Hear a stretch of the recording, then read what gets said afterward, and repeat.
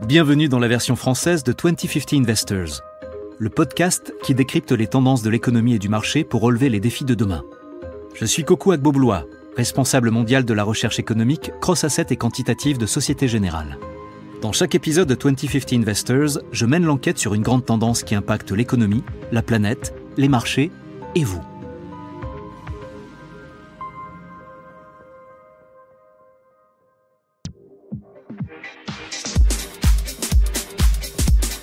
Comment tu me trouves ? Siri, tu es resplendissante. Ce nouvel étui en cuir te va vraiment très bien. Très smart. Tu me diras, c'est la moindre des choses pour un smartphone. Merci Coco, mais justement, je ne sais pas s'il reflète bien ma personnalité. J'hésite encore entre la Smart Battery Case, la coque écologique biodégradable, ou la dernière coque Gucci. Elle est super tendance. Sérieusement ? Mais pourquoi ? Parce que je le vaux bien. Ok Siri, tant que tu ne changes pas de coque à chaque épisode, tu sais ce qu'on dit. L'habit ne fait pas le moine. Ou dans ton cas, je devrais plutôt dire, les étuis ne font pas le smartphone. Et puis, je crois que tu en as déjà une bonne dizaine quelque part dans ton tiroir, non ? Très drôle, mais je ne suis pas d'accord. Mark Twain a dit un jour, les habits font le moine. Les gens nus n'ont pas ou peu d'influence sur la société. Ok, j'abandonne. Et puis, tu n'as pas tort. Depuis la nuit des temps et à travers les civilisations, les vêtements représentent une part fondamentale de notre vie. En fonction de comment on s'habille, les gens vont nous juger et en déduire des traits de personnalité. Oui, les vêtements qu'on porte déterminent l'identité qu'on véhicule. Si je mets mon kimono et ma ceinture marron au dojo, je ne renvoie pas la même image que quand je mets mon costume et ma cravate bleu marine au bureau, par exemple. En fait, en choisissant nos vêtements, on choisit aussi de dévoiler aux autres une facette de notre personnalité. Qu'elle soit liée à notre statut social, notre profession, nos goûts musicaux ou culturels, notre caractère, notre humeur, notre âge, notre genre, nos croyances religieuses, ou tout simplement à une activité ou à un événement auquel on participe, comme un sport ou une cérémonie. C'est d'ailleurs la raison pour laquelle je suis habillé en smoking. Et oui, je me rends à une soirée très spéciale. Une soirée Men in Black ? Lol. Ou un dîner avec ta femme ? Eh non, j'assiste à une cérémonie de remise de prix. Alors, comment tu me trouves ? Époustouflant. Mais attends, de quelle cérémonie parles-tu ? Ah, je ne t'ai pas dit. Les Webby Awards, bien sûr. 2050 Investors est lauréat 2023 du meilleur podcast de marque. Notre Dream Team et toutes les superstars du podcast seront présentes sur le tapis rouge et afficheront fièrement leurs vêtements de créateurs devant les caméras.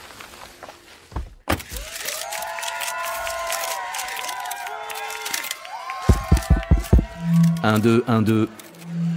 Au nom de toute l'équipe de 2050 Investors, je tiens à remercier nos fidèles auditeurs, nos fans, nos amis, notre famille et nos patrons bien sûr, pour leur soutien indéfectible.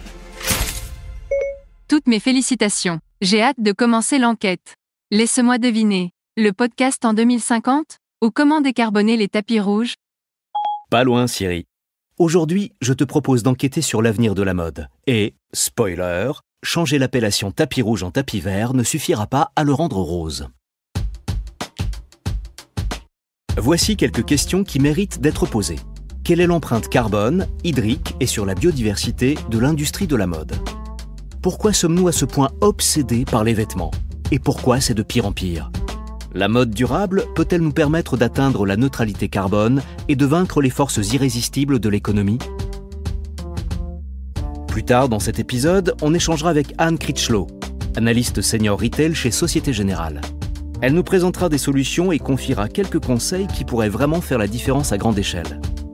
L'avenir de la mode pourrait-il être un monde où nous porterons toujours les mêmes vêtements super durables, comme les super-héros de Marvel, Spider-Man et Wonder Woman ? Démarrons notre enquête. Mais d'abord, un petit sondage sur vous, chers auditeurs. Vous êtes prêts ? Voici la question. Vous arrive-t-il souvent de regarder votre placard rempli à craquer de vêtements et d'avoir l'impression de n'avoir rien à vous mettre ? Hochez la tête si c'est le cas. D'après les données compilées par mes amis assistants virtuels, 76,2% des auditeurs ont hoché la tête. Ah, quand même, c'est très intéressant. Parce que oui, de nos jours, nous avons tellement de vêtements qu'on peut parler de véritable écosystème. Un écosystème géant et très diversifié de tissus de toutes sortes, du coton au polyester. Un écosystème qui connaît une croissance exponentielle. Une sorte de processus darwinien d'évolution par sursélection humaine. sans aucune espèce de circularité à l'horizon.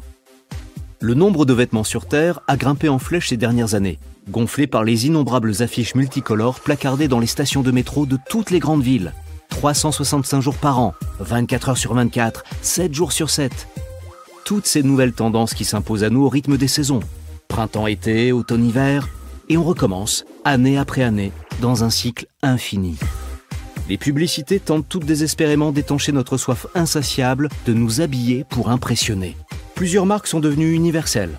Gucci, Dior, Prada, Armani, Hermès, Louis Vuitton, Zara, H&M, Uniqlo, Gap, Primark, etc. Le problème, c'est que ce phénomène a des conséquences dramatiques sur l'environnement. Je pense à la pollution des océans ou encore aux décharges monstrueuses générées par le secteur. Sans oublier bien sûr les conditions de travail déplorables des employés des chaînes d'approvisionnement dans les pays en développement. Tu n'es pas en train de dramatiser un peu? J'aimerais bien, mais malheureusement non. Pas du tout. Mais on y reviendra. Avant cela, parlons un peu de l'histoire des vêtements, pour tenter de comprendre d'où vient notre obsession pour la mode. Tu veux qu'on appelle Emily in Paris, à la barre? Non, on ne va pas tuer le messager comme dans l'Antiquité, Siri. Ça va peut-être te choquer, mais nous, les humains, on n'a pas toujours porté de vêtements. En fait, d'après un article du New York Times, les scientifiques estiment que les humains ont perdu leur fourrure il y a au moins 1,2 million d'années. Et, écoute bien, une étude de l'Université de Floride est arrivée à la conclusion que nous n'avons commencé à porter des vêtements qu'il y a environ 170 000 ans, après l'avant-dernière ère glaciaire. Nous avons donc passé plus d'1 million d'années tout nus. C'est fou. Il est intéressant de noter aussi que les humains sont la seule espèce sur 8 millions à porter des vêtements. Oui, tu as raison. Si on regarde le règne animal, les lions, les ours, les pandas, les chats, les zèbres, les tortues, la nature les a tous dotés d'un uniforme efficace. On ne peut pas vraiment en dire autant pour nous. Quand ils ont commencé à migrer hors d'Afrique, nos ancêtres ont dû affronter un climat trop rigoureux et froid pour leur petite peau lisse. Et c'est pour ça qu'ils ont commencé à porter des vêtements. Pour survivre, tout simplement. Ok, je vois le genre. Vous avez perdu votre fourrure. Donc vous avez volé celle des autres animaux pour vous réchauffer. Comportement typiquement humain. Ok, je te l'accorde. Mais ce n'est pas le cas de tous les humains. Plusieurs tribus isolées qui vivent dans des climats tropicaux continuent aujourd'hui de pratiquer la plupart de leurs activités quotidiennes sans vêtements. Et n'oublions pas la communauté nudiste, qui nous appelle à revenir aux sources et à embrasser notre état naturel. Revenir à l'époque d'Adam et Ève dans le jardin d'Éden? Ça sera sans moi, merci. Mais au fait, pourquoi êtes-vous devenu aussi obsédé par les vêtements? Bonne question. Pour bien illustrer ce changement d'état d'esprit, rien de tel que de lire ou relire Au bonheur des dames d'Émile Zola. Ce grand classique raconte l'histoire passionnante d'une jeune femme de 20 ans qui débarque à Paris pour travailler comme vendeuse dans un grand magasin qui s'appelle Au bonheur des dames. Ces grands magasins étaient un concept vraiment novateur à l'époque de la révolution industrielle. Le modèle reposait sur 7 principes. La publicité de masse, des soldes, un grand choix d'articles, la livraison à domicile, un système de retour, des salles de lecture et les économies d'échelle. Il a marqué le début du consumérisme par opposition à la consommation.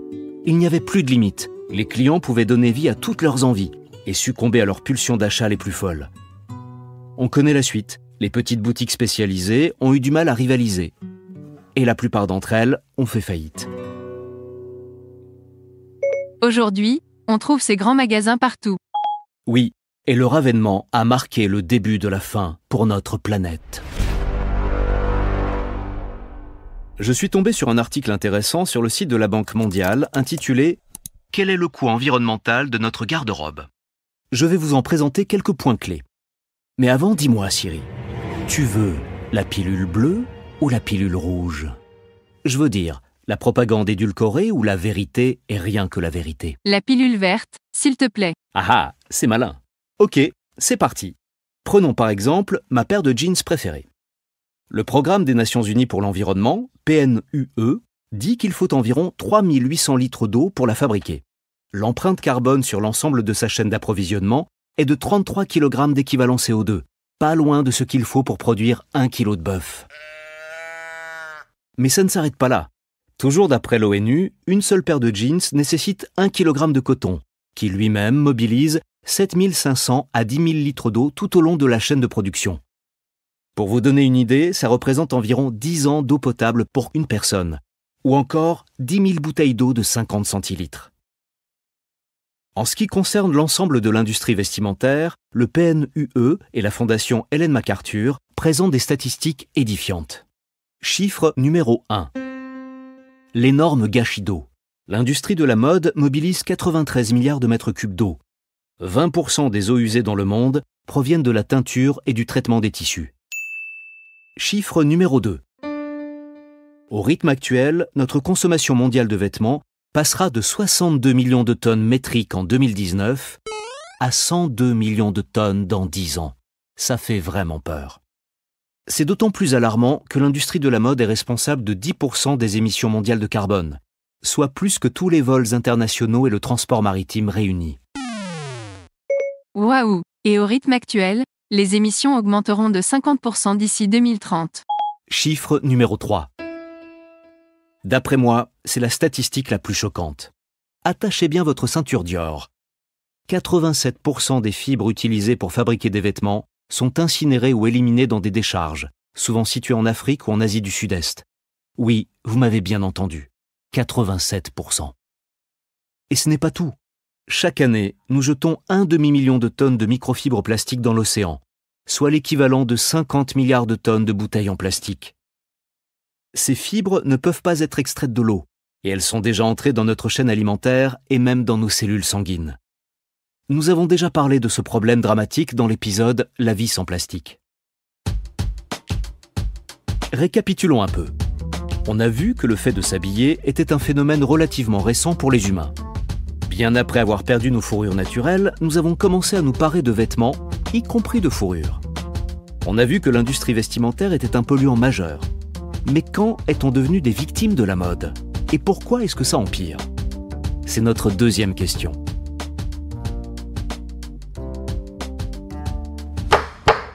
Monsieur le juge, j'appelle la fast fashion à la barre. Le site investopedia.com décrit la fast fashion, ou mode éphémère en français, comme le fait de plagier les grandes tendances observées lors des défilés de mode et de les proposer très rapidement au public.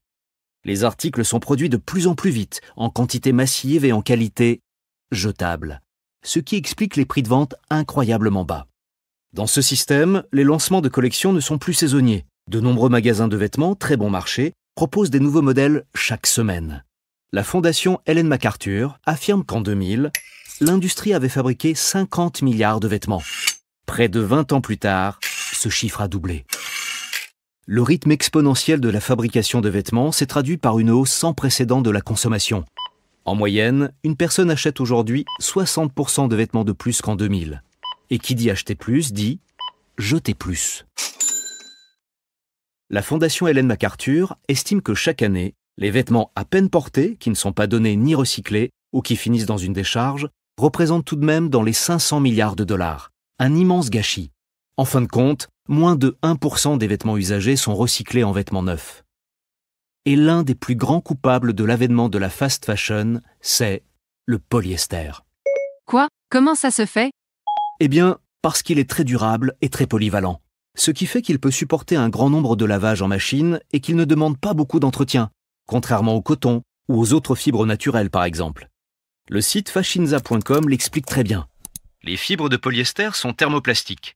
Ça veut dire que ce matériau est sensible à la chaleur. Il peut être plié et plissé en n'importe quelle forme. Donc pour les fabricants de vêtements, c'est très pratique. Il est extrêmement facile à travailler. En plus, le polyester est très résistant aux taches, donc les concepteurs de vêtements l'adorent. Ok, mais où veux-tu en venir? Je croyais que l'habit ne faisait pas le plastique.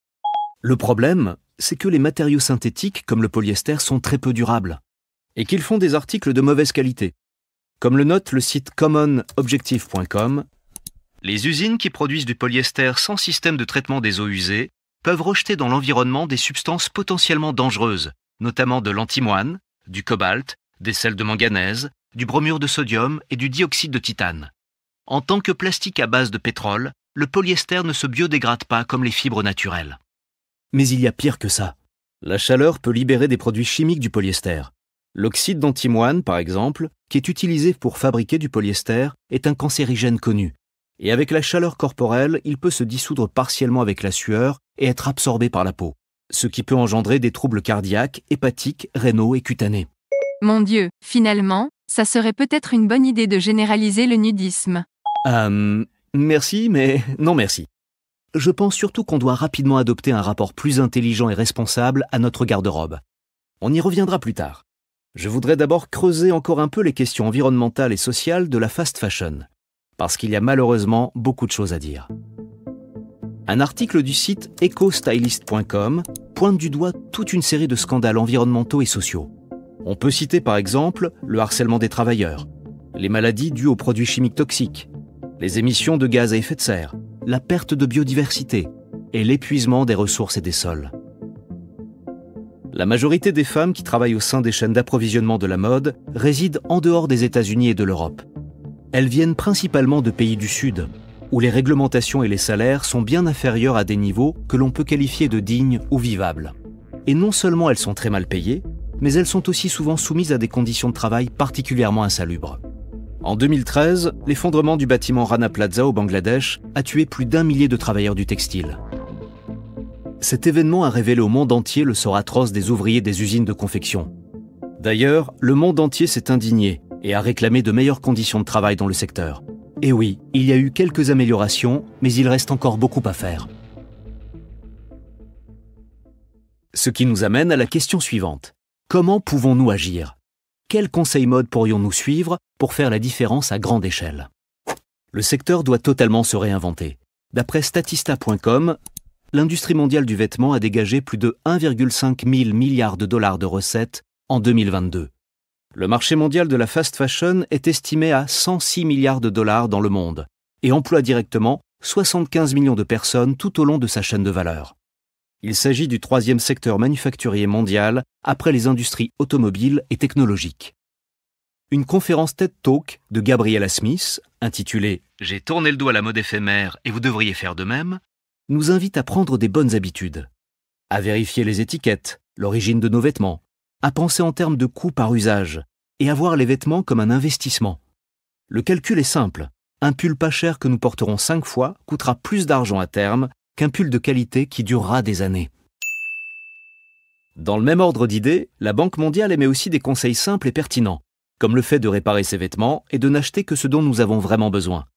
Si un vêtement est porté ne serait-ce qu'une année supplémentaire, cela se traduit par une diminution de la pollution. L'achat de vêtements d'occasion, par exemple, est donc une très bonne idée. Merci pour tous ces conseils. Tu sais, j'ai bien réfléchi, et je crois que je n'ai pas vraiment besoin d'une nouvelle coque. Sage décision, Siri. Nous allons à présent continuer notre enquête sur le secteur vestimentaire sous l'angle de la durabilité aux côtés d'Anne Critchlow, analyste senior retail chez Société Générale. Bonjour Anne. Hello coucou, comment ça va ? Très bien, merci. Et surtout, merci beaucoup de prendre le temps de discuter avec nous de l'avenir de la mode. Mais c'est avec grand plaisir, comment je peux t'aider ? J'ai quelques questions à te poser. Déjà, comment tu expliquerais la croissance exponentielle de la demande de fast fashion ? Est-ce que tu penses qu'il s'agit de répondre à une demande des consommateurs ? Une demande de reconnaissance, j'ai envie de dire, bien ancrée dans la psychologie humaine. Je pense en particulier aux générations Y et Z, qui passent beaucoup de temps sur les réseaux sociaux et qui semblent avoir une soif d'attention permanente. Oui, alors tu sais, c'est d'abord la mondialisation qui a contribué à rendre la mode moins chère. Mais c'est clair qu'Internet et les réseaux sociaux ont vraiment accéléré le phénomène. La mode en tant que telle n'est pas nouvelle, bien sûr, que ce soit bien ou non. Je pense qu'on comprend tous dès notre plus jeune âge à quel point les apparences sont importantes dans notre société. C'est vraiment ancré en nous, comme tu l'as dit. C'est une manière de trouver notre place dans le monde, d'exprimer qui on est. Et ce besoin de s'exprimer, de trouver une place, il est surtout présent chez les jeunes. Et ces jeunes ont souvent un pouvoir d'achat limité. Donc c'est logique qu'ils se tournent vers les options les moins chères. Tu parlais de fast fashion, et la fast fashion, c'est parfait pour eux. Des vêtements tendance, bon marché et jetables. Au début, ce sont vraiment les détaillants, les vendeurs qui ont permis l'avènement de ce type de marché. Dans les années 80 et 90, les vêtements sont devenus de moins en moins chers parce que les détaillants d'Europe et des États-Unis ont commencé à délocaliser leur production dans des pays où la main-d'œuvre était beaucoup moins chère, par exemple en Extrême-Orient. C'est ce qui a donné naissance à ce qu'on appelle la value fashion. Les dernières tendances sont produites moyennant de longs délais de livraison, en vrac et à faible coût. L'entreprise star de ce marché, c'est H&M. Elle s'est vite imposée et aujourd'hui, on retrouve des magasins H&M dans le monde entier. Puis Primark a proposé des prix encore plus bas, tout simplement en rognant encore plus sur les marges. Ensuite, on a eu pendant des dizaines d'années une déflation des prix des vêtements importés. Les vêtements sont devenus de moins en moins chers, mais la plupart des articles étaient conçus jusqu'à 1 an avant la saison. Donc on n'était pas vraiment dans un système rapide. Il y avait quelques exceptions. La marque Zara, par exemple, s'est distinguée par sa rapidité. Elle s'approvisionnait dans des délais beaucoup plus courts et pouvait livrer aux clients les tendances de la saison, moyennant un tarif un peu plus élevé.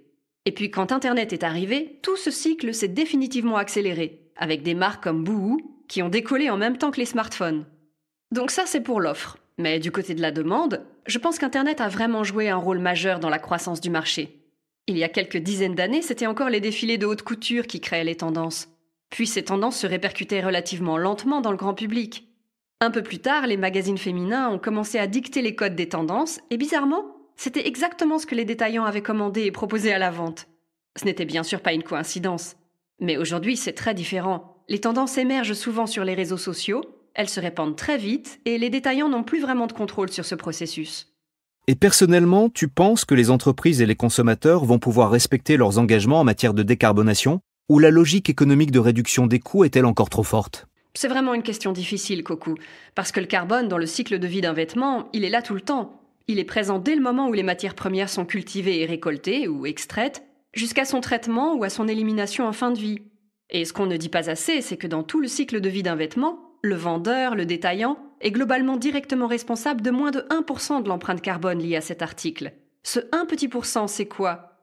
En gros, il représente la consommation d'énergie dans les boutiques, les entrepôts et les bureaux. C'est ce qu'on appelle les émissions de Scope 1 et 2. Ce sont les émissions de nos propres opérations pour les entreprises de vente au détail. Le reste, les 99% restants, ce sont des émissions de Scope 3. Les émissions de Scope 3, ça va être toutes les sources externes d'émissions. Donc ça inclut le carbone qui provient de l'énergie utilisée et les émissions de CO2 dans toute la chaîne d'approvisionnement. Tout. Cultiver le coton dans l'exploitation, abattre un arbre pour créer la viscose, extraire l'huile pour fabriquer du polyester, en passant par la filature, le tissage, la teinture, les vêtements, le transport manufacturé, bref. Et il faut penser aussi aux émissions liées à l'utilisation par les clients, comme l'énergie utilisée par les machines à laver par exemple. Elles sont loin d'être négligeables. En fait, 60% des émissions totales se produisent dans la chaîne d'approvisionnement et tout de même 20% sont émises par le client. Les 19% restants sont imputables en grande partie au transport. Donc la vraie question, c'est de savoir comment réduire ce scope 3, ces 99% d'émissions de carbone, sur lesquelles les détaillants n'ont finalement pas vraiment de contrôle. C'est intéressant de savoir ça. Et j'imagine que ces tensions internes ne vont pas se résoudre de sitôt. J'ai une dernière question. Dans un épisode précédent du podcast, on a parlé des plastiques. Et on a vu notamment qu'une grande partie des articles envoyés pour être recyclés finissent en fait dans des décharges. Est-ce que tu penses qu'un recyclage efficace et une circularité du secteur pourraient être envisageables d'ici 2050 ? Et quelles initiatives, quelles actions sont, d'après toi, les plus crédibles, les plus efficaces à grande échelle ? Peut-être que tu peux aussi nous donner des petits conseils de mode ? Alors là, je vais être honnête, je n'en ai aucune idée. Je ne sais pas du tout si on peut y arriver d'ici 2050. Mais une statistique qui revient souvent, c'est que seulement 1% des vêtements finissent par être recyclés pour fabriquer de nouveaux vêtements. C'est très peu. Alors c'est vrai aussi qu'un quart des vêtements, du moins en Europe, sont recyclés pour fabriquer d'autres choses, par exemple dans le domaine de l'isolation. Mais en tout cas, oui, le recyclage présente des défis très complexes. Par exemple, il faut savoir que le recyclage en lui-même utilise de l'énergie et a donc aussi une empreinte carbone. Les matériaux mélangés, comme le polycoton, sont très difficiles à séparer et à recycler. Sur une note plus positive, quelques entreprises commencent à investir dans des technologies dans ce domaine et sont prêtes à augmenter leur capacité. Donc on devrait bientôt voir des résultats. D'autant plus que d'ici 2050, la population mondiale passera probablement de 8 milliards aujourd'hui à 10 milliards d'êtres humains. Et il faudra bien être capable d'habiller décemment toutes ces personnes. Oui, mais je n'oublie pas ta question sur les conseils de mode, Coco. Je vais te répondre. Contre toute attente, la tendance qui revient, c'est celle du début des années 2000. Donc voilà, pour les hommes, c'est tout ce qui est jeans amples, hoodies. Tu fais ce que tu veux de l'information. Personnellement, je vais m'abstenir. Je vais peut-être essayer, merci. Merci pour tes réponses pertinentes et concrètes. Je suis sûr que nos auditeurs sauront quoi faire pour leur prochaine séance shopping. Eh bien, s'il n'y a qu'un seul conseil à retenir, c'est celui-ci. Le vêtement le plus durable, c'est celui qui est déjà dans votre penderie. C'est très simple. Absolument. C'était un plaisir d'échanger avec toi. Merci, Coco. De même. Merci, Anne. Bonne journée. Pour finir, une petite réflexion inspirée par un article publié sur le site Cora.com au sujet de la mode et de la personnalité. L'important, c'est de choisir des vêtements qui nous correspondent, qui qui exprime sincèrement qui nous sommes. Parce qu'en matière de look, on ne peut pas tricher. Quand on en fait trop, ça se voit. Si on ne remarque que la tenue et pas la personne qui la porte, l'effet est raté. Comme l'a dit Yves Saint Laurent, le plus important dans une robe, c'est la femme qui la porte.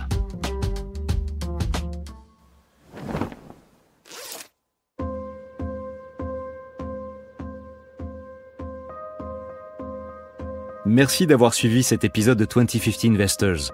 Et merci à Anne Critchlow pour son temps et ses analyses précieuses.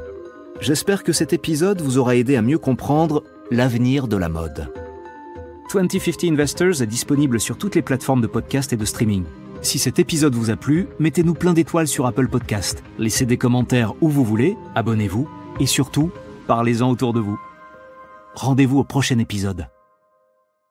Ce podcast traite des marchés financiers mais ne recommande aucune décision d'investissement particulière.